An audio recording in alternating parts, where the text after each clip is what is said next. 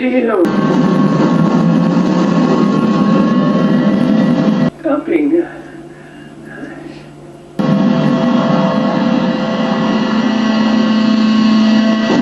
Oh, it's 0-0. No, that can't be right, son.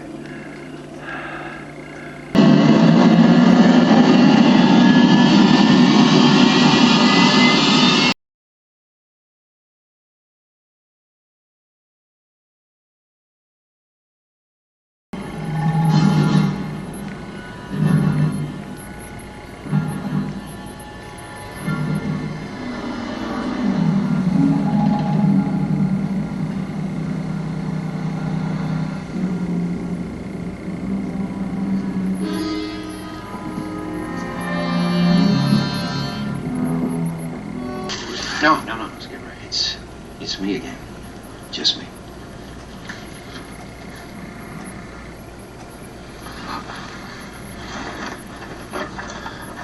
Bret. Sir. What about us? Where are we? I don't know. Our computer's shot. We're lucky to be alive. Lucky. Okay, this is part 2 of our video of Starship Icarus, the model kit by Jan Rukr, based on William Creber's design.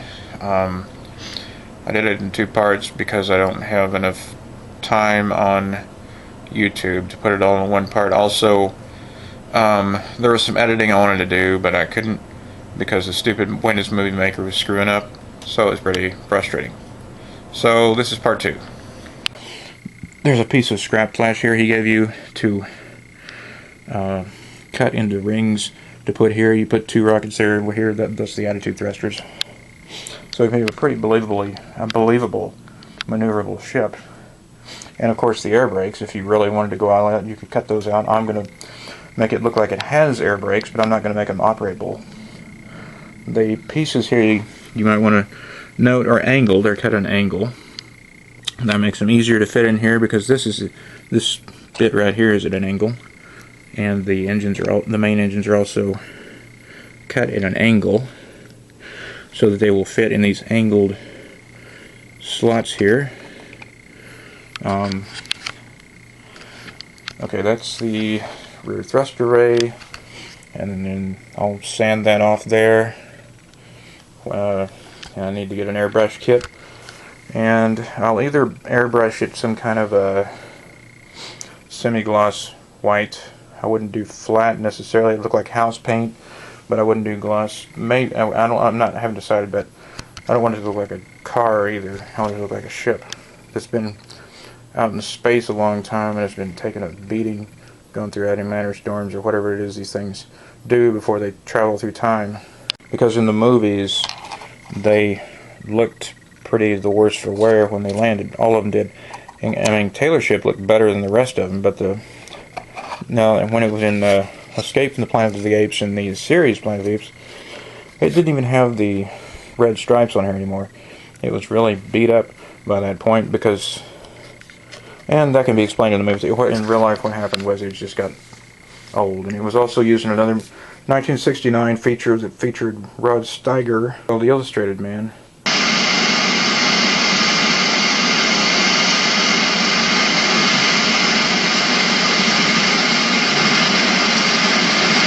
It's our ship. Okay, and here we are. Right back where we started from 7 days ago.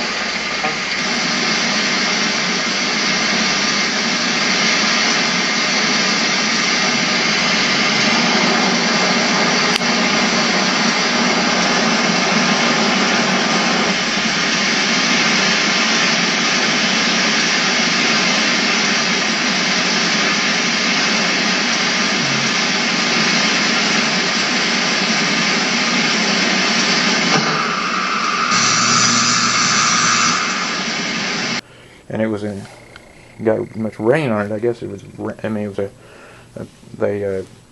it was really weathered when it came out of that So when it was used, by the time it was in Escape and the series, it looked terrible.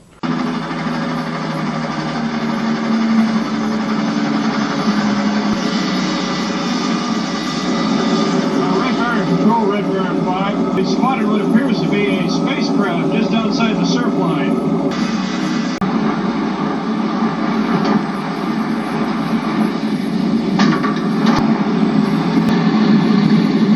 Welcome, gentlemen, to the United States.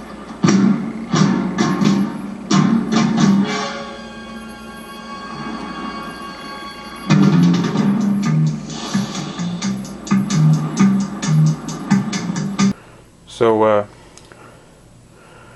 at some point, I would also like to get another one of these and cut the head off and, you know, do an interior and section this off with those five computers back here, and then take take 3 of the chairs and put up here and make a ship for the Equinox. And that was just the escape pod. But I would also, even with them, I'd leave this intact, because what happens with them is what happens with the ones in the series, the humans in the series. This bit is detached, and that bit goes in the water. And so this bit it goes in the water too. It flies off at some other point, and then the escape command hatch is what ends up in the water. And all that noise you hear in the now I'm just making shit up, but that's what that makes sense to me. All that noise you hear in the series before it lands with Burden, Burke, and Johns, or whatever his name is.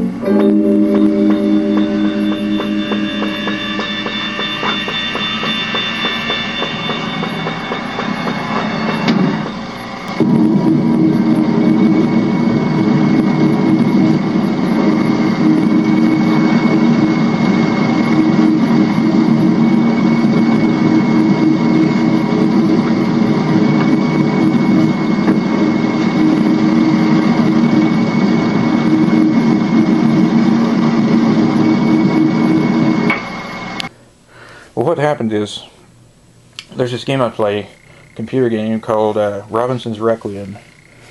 This piece here comes off, gets to the ground, it doesn't make any noise. This piece goes flying off this way, off into the woods somewhere, and is not seen on camera. And that's the bit that makes the noise, all this crap back here.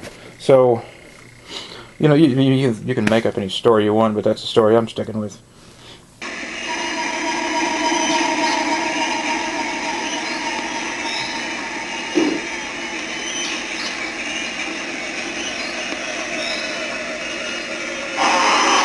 And eventually Dr. Zayas finds that bit too, and needs to be destroyed and all that.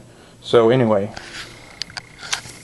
back on topic, you get a pretty cool decal sheet with the famous and very distinctive ANSA insignia, and the Icarus insignias on the air brakes.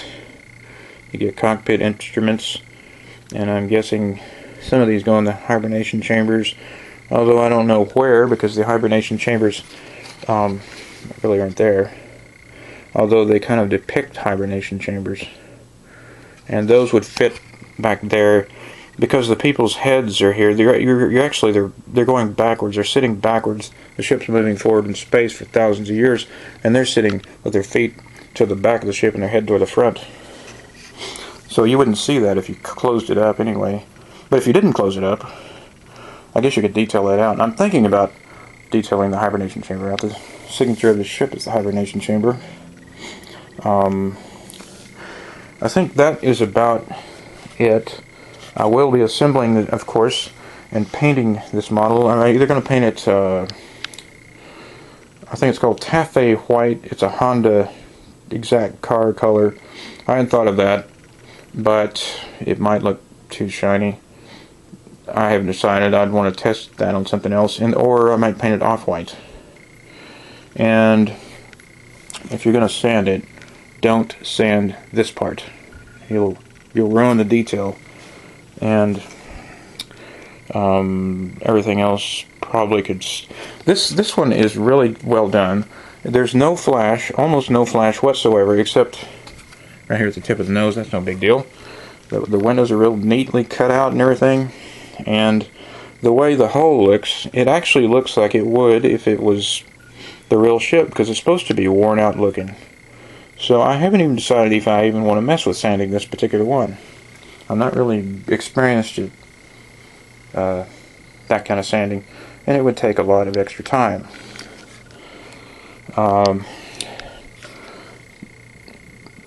With resin kits, you want to clean them. They have a cleaner you can use, or you can clean them with soap and water, dish soap. And there is several videos on YouTube. There's a guy that I subscribe to. He told me some tips about cleaning these things before you do them. And then you want to prime it and make sure the paint adheres to it and everything. And it feels a little bit like what do you call it? Those animals they created that you create at the zoo on those little machines, and you go up and you put a quarter in, and they mold these plastic animals. It feels like that, and those things could be made of resin. I'm not really sure what it is. Until I am sure it's not going to crack if it makes any little impact, I'm going to have to handle this with a little extra care, probably more than necessary. This is a very, very good kit. It's worth a hell of a lot of money, but I highly recommend it. It's very worth it. I've been wanting something like this since I was 12 years old.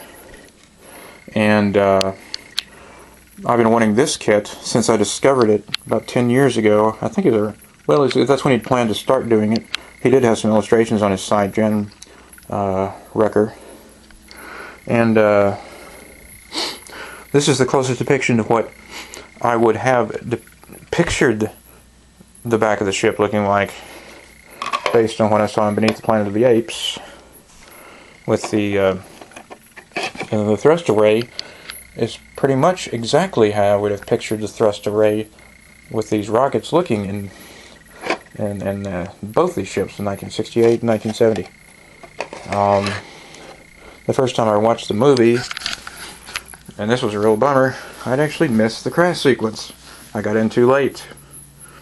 So I just caught a glimpse of the hibernation. I was busy with something, I don't know what it was. My dad had pointed out the Planet of the Apes was on television. I didn't see it in the theater. I'm too young to have seen it in the theater. Did point it out it was on. I rushed outside, do something, I don't know what I was doing. So then I see Franciscus' ship sitting there sprawled along the landscape in part 2 after I'd watched the bit of the Statue of Liberty. And it was just one of the crew that was left behind, and he decided to go off and search for his captain. No, it's a completely different ship. I thought that was the ship that Heston had crashed in. I'd missed that awesome crash sequence. I only missed it once. I only missed it twice. I missed it 3 times watching the movie. The first time I watched it was 1983. I watched that awesome. It's pretty awesome. Where I came into the scene where he was. They had stolen their clothes and they were running from the apes and all that. And all that is pretty awesome. Where Heston was kicking ass, escaping the prison, the captivity he was in for being. He sure didn't want to be gilded, you know, and all that stuff. And then the Statue of Liberty. And I thought, this is an awesome movie. I missed the damn crash scene. I didn't even know there. Well, I knew there's a ship and everything, but I didn't know there even. I didn't know there even was a crash sequence. And I missed it 3 times. It wasn't until 1988 that I had made a special effort to try to get home in time with my damn schedule to watch the movie from the beginning to see the crash sequence. And I also found, the prologue before that where he was doing the flight recording in flight before they landed shortly after they left Earth. Well, 6 months into the journey. The trip took 18 months. And then Bret's ship, didn't find out until much later, that was actually a different ship. He'd come after Taylor's ship because it had been missing. So I highly recommend getting this kit. If you're anything but a casual, when I say casual, I mean extremely, anything but an ultra casual modeler, I would recommend getting this kit. Even if you're a casual modeler and you know how to paint something, I'd recommend getting this kit. The only people I would not recommend getting this kit are people that do snap-togethers or put models together without painting. In that case, I would not recommend getting this kit. It also comes with the window transparencies. I haven't decided whether I want to paint them or not. I was going to paint them baby shit yellow or kind of tinge them over with some kind of baby shit yellow looking paint like in the movies. But I think only in Escape it was looked like that because it looked like it had been through an antimatter storm. So I'll probably keep them clear so I can see in the interior even when I have the thing sealed up here. I highly recommend this kit. And I can't say enough. I recommend John Rukr doesn't have his website up, but it's still available on eBay. It may not be available very much longer. And you get some pretty cool decals that when you paint in the right colors on the interior and the right colors on the exterior, it will look pretty damn much like the Hollywood set. And that completes my final report until we reach touchdown. We'll finish our 6 months in deep space. So thank you for watching my video here. I hope it gives you some idea on what you're getting into when you buy this resin kit, full body Icarus. And I would appreciate it if you would like, subscribe, and maybe leave a comment of some type. Although I prefer positive or constructive comments. I don't prefer comments that are not constructive, like you're an asshole, you don't know if you're... But if you have something, to correct me on, feel free, because I do need to be corrected on a few things. I mean, like, do you absolutely need to sand these things? Or can you get by with not sanding part of it, and stuff like that? Because I really don't think on this particular kit it's necessary to sand it. Totally, anyway. Except there's a few bits on the front. Anyway, so appreciate you patient with me. I was having a hard time explaining things because I haven't slept in a long time. I'd say on a regular basis, not over 2 days. And see you later. Goodbye. What is this? A toy. It floats on the air. A theory. Try it. Nonsense.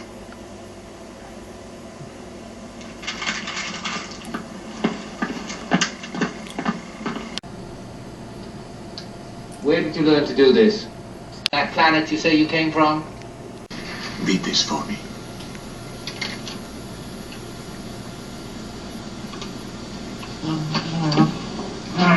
Do not turn this hearing into a farce.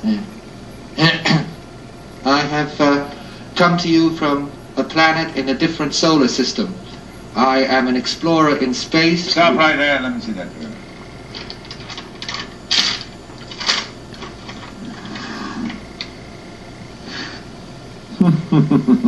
This is Joe. It's very poor taste. Is it a joke to seek the truth about this man? Dr. Serie, you stayed here that a ship from outer space sank in an inland sea of our eastern desert. This is Joe. Damn you. May it please the tribunal, I for one grant you that this creature cannot have come from another planet.